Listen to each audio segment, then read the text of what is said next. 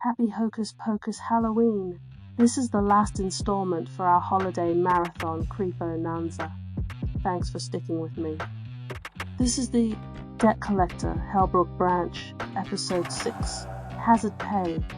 Our rain had started just after the final shot.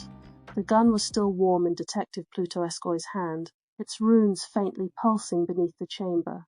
Smoke curled from the barrel, dancing in the air before mixing with his cigarette drag. Mandy Mae was gone, for real this time. He sat on the curb, the brim of his soaked hat shielding a tired scowl. Across the road, a squad car idled quietly. In the back seat, a girl 16, maybe 17, wrapped tight in a wool blanket, stared straight ahead, her eyes wide and unblinking. Leah, that was her name. She hadn't screamed. Not when they found her curled under the rusted bandstand. Not when she saw Mandy's body collapse into something that looked like charred porcelain filled with teeth. The paramedics had already cleared her, no broken bones, no internal bleeding. But trauma wasn't as visible as a puncture wound. Another survivor, muttered Pluto, watching the girl. Behind him, black SUVs marked with the gold fire emblem of the Infernal Agency, arrived. The cleanup crew stepped out in suits that shimmered faintly in the mist. Glyphs lit up on their gloves as they approached the remains, now frozen mid-disintegration. Tagged, verified, and claimed, said the crew leader, a woman with grey eyes and a clipboard. We'll classify this under rare entity resolution. You've met your service threshold for this quarter, Detective Esckoy. Congratulations. Where do you even take what's left of her? Pluto asked. Same place we take everything, she replied with a neutral tone. Collections warehouse. Off record. Tier 3-dimensional archive. The detective grunted. Hope you boys claim your hazard pay. She gave a tight, bureaucratic smile. We don't get paid.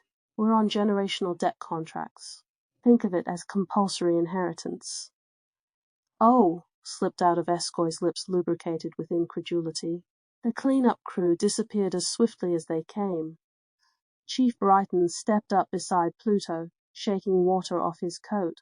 We'll need your full statement by morning. Pluto stubbed out the cigarette against the concrete. You'll get it, but we've got a bigger problem. More monsters? No. Pluto stood slowly, staffing. He looked toward the squad car where Leah still sat unmoving. This town is bleeding out officers, Chief. Mandy was a mid-tier entity, and I barely managed to handle it alone. No backup. No second gun. I was just a lucky son of a witch this time. Brighton's silence was all the agreement he needed. We need a new recruitment initiative.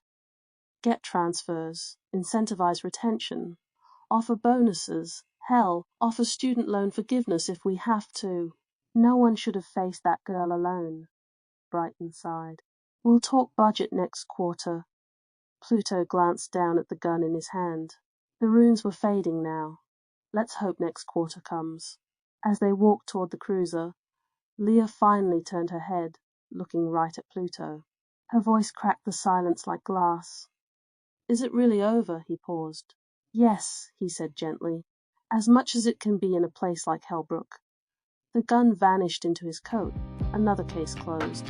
Another debt stamped and filed.